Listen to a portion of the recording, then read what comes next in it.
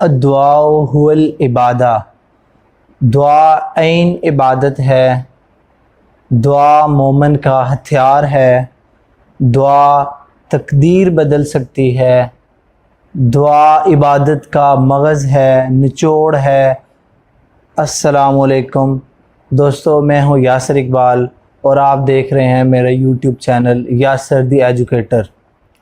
جیسا کہ میں نے شروع میں ایک چھوٹی سی حدیث پڑھی، ترمذی شریف کی حدیث ہے، آپ کو اندازہ ہو گیا ہوگا کہ آج ہم دعا کے بارے میں بات کریں گے، دعا کی فضیلت اور اہمیت کے بارے میں بات کریں گے۔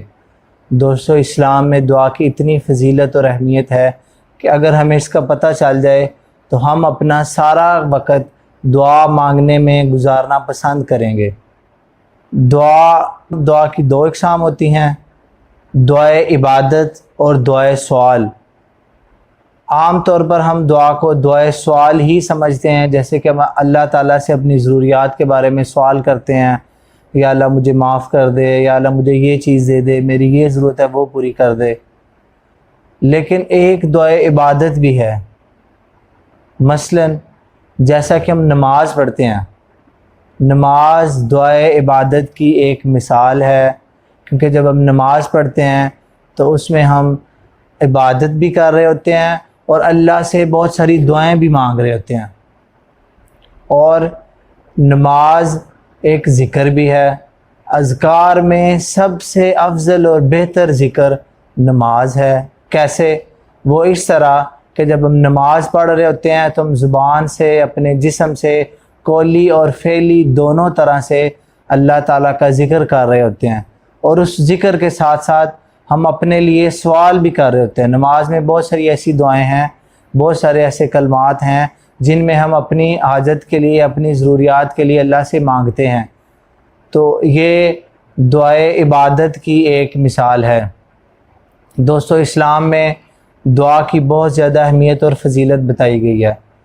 بدقسمتی سے ہمارا رویہ کیا ہوتا ہے، ہم دعا پہلے تو مانگتے ہی نہیں ہیں، یا اگر ہم نماز کے بعد دعا مانگتے ہیں تو بس جلدی سے جو ہم نے رٹی رٹائی دعائیں یاد کی ہوتی ہیں وہ پڑھتے ہیں اور اٹھ کے چلے جاتے ہیں۔ ہم دعا کو دعا کی روح کے مطابق جیسے مانگنا چاہیے ویسے ہم نہیں مانگتے، بہت کم وقت ہم دعا مانگتے ہیں۔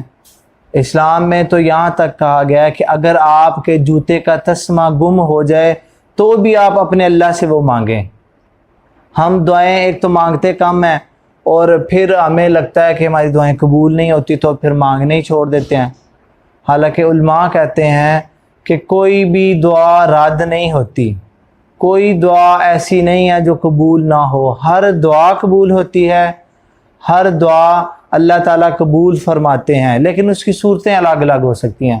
مثلا پہلی صورت تو یہ ہو سکتی ہے کہ ہم دعا مانگیں اور اللہ تعالیٰ اس دعا کو منوعاً، جو چیز ہم اللہ سے مانگیں یا جو خواہش ہم کریں، اللہ تعالیٰ وہ اسی طرح فوراً پوری کر دیتے ہیں۔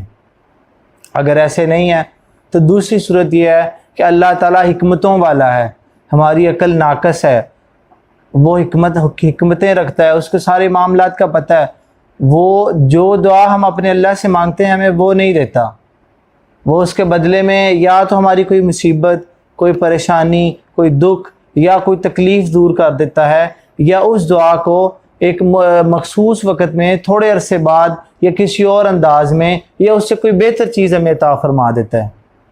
تیسری صورت بہت ہی افضل اور بہت ہی پیاری صورت ہے، اگر ہم اس کی سمجھ آ جائے تو ہم تو دعائیں اپنے رب سے زیادہ دعائیں مانگا کریں۔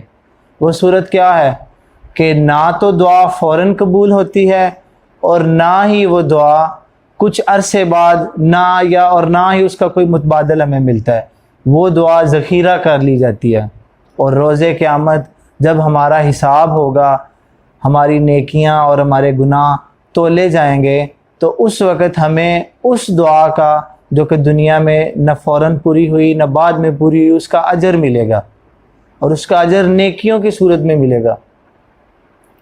اور پھر بندہ اس وقت خواہش کرے گا کہ اے کاش میری دنیا میں کوئی ایک دعا بھی پوری نہ ہوتی اور میری ساری مانگی ہوئی دعاؤں کا اجر مجھے اب ملتا۔ تو دوستو، ایسا نہیں ہے کہ ہماری دعائیں قبول نہیں ہوتی، ہماری دعائیں قبول ہوتی ہیں، ہم ایک عام دنیا کی چال ہے، دنیا کی روش ہے کہ ہم اگر ایک بندے کے پاس ایک سوال لے کر جائیں تو ایک دفعہ، دو دفعہ، تین دفعہ وہ بندہ تنگ آ جاتا ہے، وہ کہتا ہے یہ روز روز میرے پاس آ جاتا ہے، وہ ناراض ہوتا ہے۔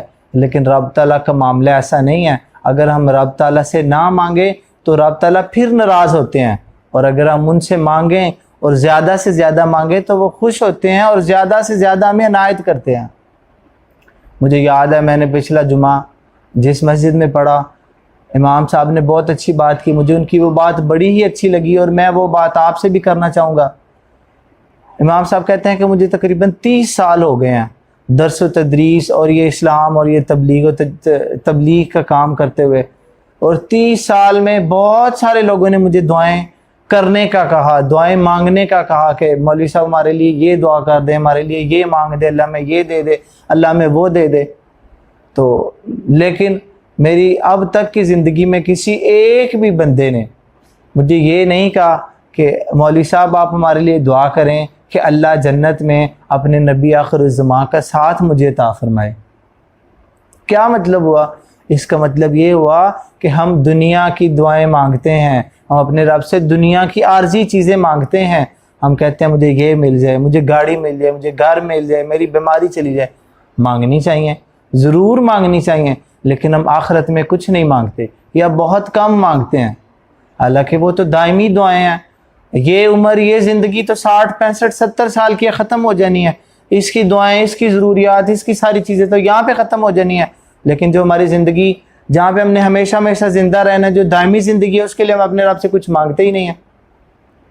تو آپ سے گزارش کروں گا کہ آپ دعائیں دنیاوی بھی مانگیں، ضرور مانگیں، اور اخروی دعائیں زیادہ کثرت سے مانگیں، کیونکہ وہ زندگی تو ختم ہونے والی نہیں ہے۔